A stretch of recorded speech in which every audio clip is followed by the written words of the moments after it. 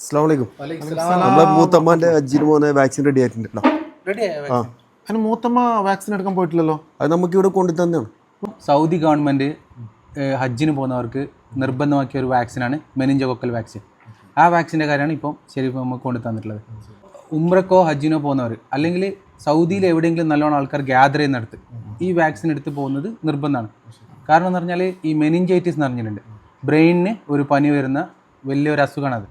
So ഈ vaccine എടുക്കാതെ പോയെങ്കിൽ മെനിഞ്ചൈറ്റിസ് വരാൻ ചാൻസ് കൂടുതൽ. എടുത്താലും ചാൻസ് ഉണ്ട്, പക്ഷേ വെരി മിനിമലാണ് അത്.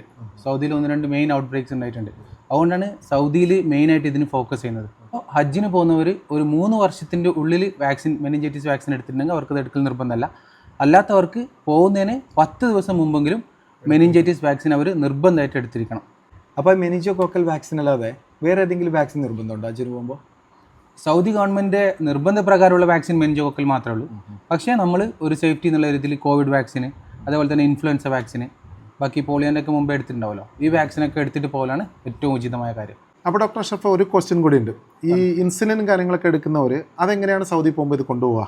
അതിൻ്റെ ആൻസറിന് വേണ്ടിയിട്ട് Stay tuned for the next video.